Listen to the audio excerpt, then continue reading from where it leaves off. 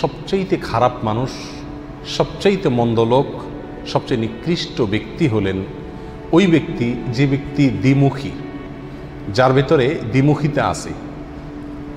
এক একজনের সঙ্গে এক এক রূপে তিনি আবর্তিত হয়ে থাকেন। এই লোকটি হলো মানুষের মধ্যে সবচাইতে খারাপ মানুষ। সহিহ বুখারী এবং মুসলিমে আবু হুরায়রা রাদিয়াল্লাহু তাআলা আনহু থেকে বর্ণিত, নবী আলাইহিস সালাম ইরশাদ করেছেন, ওয়া তাজিদুনা শাররান নাসি যাল ওয়াজহাইন, তোমরা মানুষদের ভিতরে সবচেয়ে খারাপ লোক দেখতে পাবা ওই লোকদেরকে যাদের দুইটা চেহারা, দুইটা মুখ, অর্থাৎ দুইটা রূপ আছে। আল্লাযী ইয়াতি হাউলাই বিওয়াজহিন, যারা কিছু লোকের কাছে আসলে এক ধরনের রূপ ধারণ করে, আবার ওয়ায়াতি হাউলাই বিওয়াজহিন, আবার তাদের বিপরীত বা বিরোধী বা ভিন্ন লোকদের কাছে গেলে ভিন্ন রূপে নিজেকে সেখানে প্রকাশ করে। চগলখোর কিসিমের মানুষ, মুনাফিক কিসিমের মানুষ, এর কাছে একরকম বলে, ওর কাছে গিয়ে আরেক রকম বলে, এর কাছে এসে একটা সাজে, ওর কাছে গিয়ে আরেকটা সাজে। এই মুনাফিকি, এই দ্বিচারিতা, এই চগলখড়ি, এই কপটতা, এই চরিত্র যার ভেতরে আছে সে হলো মানুষদের ভিতরে সবচেয়ে খারাপ মানুষ। আল্লাহ সুবহানাহু ওয়া তাআলা আমাদের সবাইকে হেফাজত করুন। অত্যন্ত নিকৃষ্ট এবং মন্দ একটি স্বভাব। এই স্বভাব কোনো কোনো ক্ষেত্রে মানুষকে কুফরি পর্যন্ত নিয়ে যায়। এই মুনাফিকি যদি দ্বীনের বিষয়ে হয় এবং নেফাকে ইতিকাদি হয়, নেফাকে আকবর হয়, তাহলে মানুষ কাফের পর্যন্ত হয়ে যায়। আর এমনি দুনিয়াবি কারণে যদি হয়, চারিত্রিক ত্রুটির অংশ হিসাবে, তাহলে সেক্ষেত্রে এই নেফাকি, এটা একাধারে মানুষকে প্রতারণা করা, ধোঁকা দেওয়া, মিথ্যা রূপ ধারণ করা, মানুষকে ক্ষতিগ্রস্ত করা, চগলখড়ি করা, মুনাফিকি করা, অনেকগুলো নিষিদ্ধ কর্ম এই একটি চরিত্রের ভিতরেই নিহিত আছে।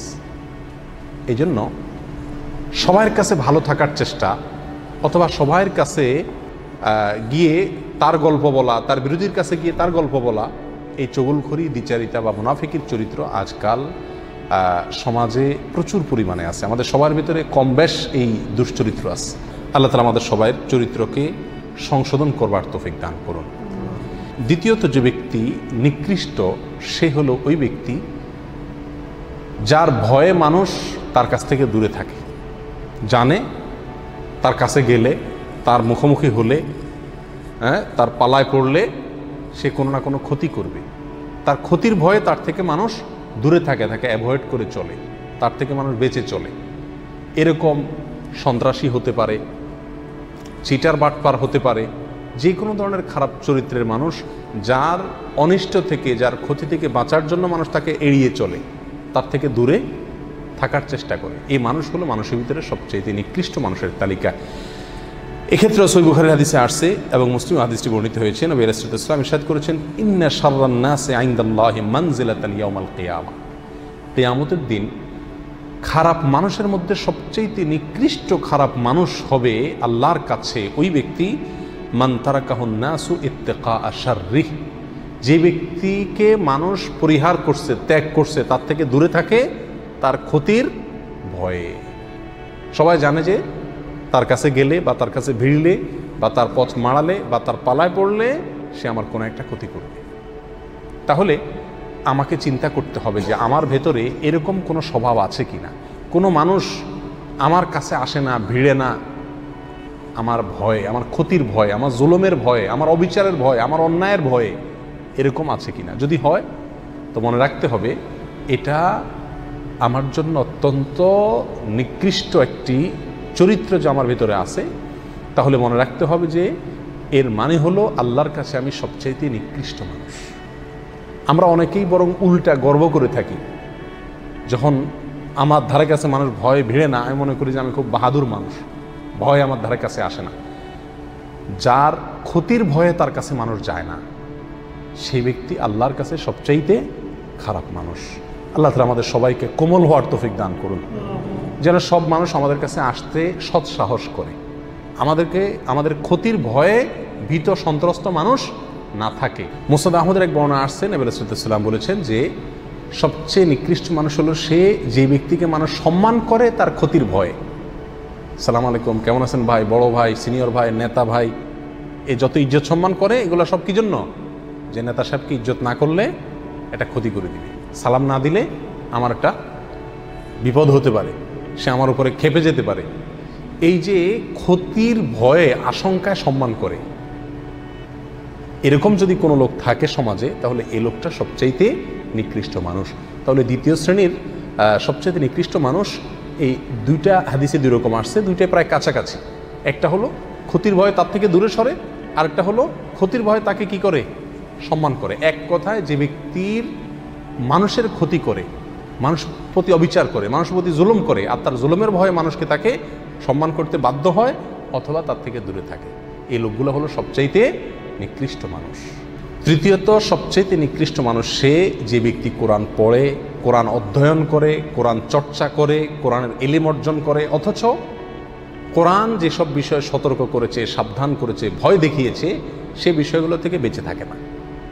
অর্থাৎ কোরআন তাকে যে সতর্ক করেছে, সাবধান করেছে, সেই সাবধানতা, সেই সতর্ক করাটা দ্বারায় সে নিজে সতর্ক হয় না, নিজে কি হয় না? সাবধান হয় না। এক কথা, কোনো পরিবর্তন হয় না। অন্য কথা বলতে পারি, এলেম শিখে সে অনুযায়ী কি নাই? আমল নাই।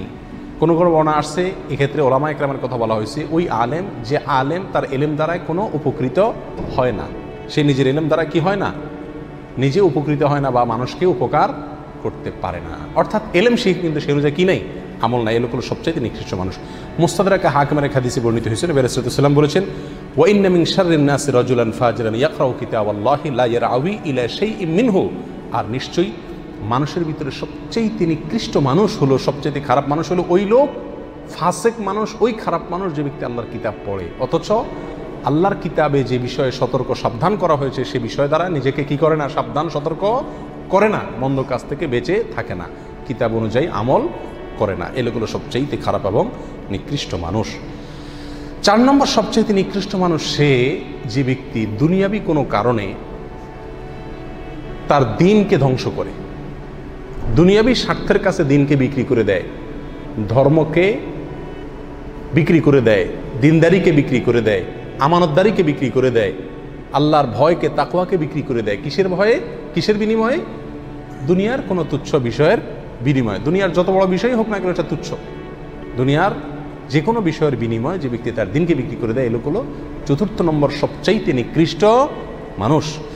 এক্ষেত্রে সুনান ইবনে মাজাহ হাদিসে আসছে, নবী রাসূলুল্লাহ সাল্লাল্লাহু আলাইহি ওয়াসাল্লাম বলেছেন, আবু উমামা রাদিয়াল্লাহু আনহু বর্ণনা করছেন, মিন শাররিন নাসি মানজিলাতান ইনদাল্লাহি ইয়াওমাল কিয়ামাতি আবদুন আযহাবা আখিরাতাহু বিদুনিয়া গায়রিহি। আল্লাহর কাছে কিয়ামতের দিন নিকৃষ্ট মানুষদের মধ্যে সবচাইতে নিম্ন স্তরের নিকৃষ্ট মানুষ, সবচাইতে খারাপ মানুষ, মন্দ লোক ওই ব্যক্তি যে ব্যক্তি তার আখিরাতকে নষ্ট করে ফেলছে, আখিরাতকে বরবাদ করে ফেলছে, আখিরাতের স্বার্থকে জলাঞ্জলি দিয়েছে। কিসের কারণে? অন্য কোনো ব্যক্তির কাছ থেকে দুনিয়া পাবে এই আশায়, দুনিয়ার লোভে কারোর প্রতি জুলুম করেছে, কাউকে হত্যা করেছে, কারোর ক্ষতিগ্রস্ত করেছে, তাহলে তার দিনকে ধ্বংস করলো কিসের কারণে? সামান্য দুনিয়ার কারণে। এ লোক হলো সবচাইতে নিকৃষ্ট মানুষ। আল্লাহ সুবহানাহু ওয়া তাআলা আমাদের সবাইকে এই দুশ্চরিত্র থেকেও হেফাজত থাকার তৌফিক দান করুন। কারোর ভিতরে যদি এই স্বভাবগুলো থাকে, কেউ যদি এই গুণ থাকে যে দ্বিচারিতা আছে, মুনাফিকি আছে, কপটতা আছে, সবার কাছে ভালো থাকার প্রবণতা আছে, সামনে একরকম পিছে আরেক রকম, এরকম চরিত্র যদি থাকে, তাহলে সেখান থেকে বের হয়ে আসতে হবে। কেউ যদি এমন হয় যে তার ভয়ে মানুষ দূরে থাকে তার কাছ থেকে, তার ক্ষতির ভয়ে, অথবা তাকে সম্মান দেখায় তার ক্ষতির ভয়ে, তাহলে নিজেকে কোমল হৃদয়ের করতে হবে, কোমল আচরণের করতে হবে, যাতে করে মানুষ তার ক্ষতির ভয়ে তার থেকে দূরে না থাকে, আতঙ্কে না থাকে।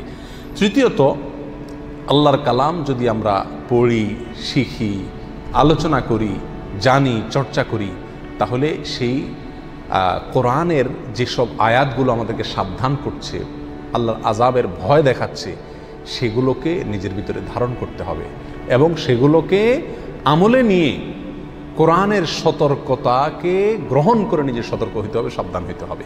এবং দুনিয়ার কোনো তুচ্ছ স্বার্থের কারণে কোনো মানুষকে ক্ষতি করা, জুলুম করা বা যে কোনোভাবে দিনকে জলাঞ্জলি দেওয়া, দিনকে বিক্রি করে দুনিয়া কামাই করা, এটা যাবে না। এটা যদি করা হয় তাহলে সেক্ষেত্রে আপনি আমিও কি হয়ে যাব? মন্দ এবং নিকৃষ্ট মানুষের তালিকাভুক্ত হয়ে যাব।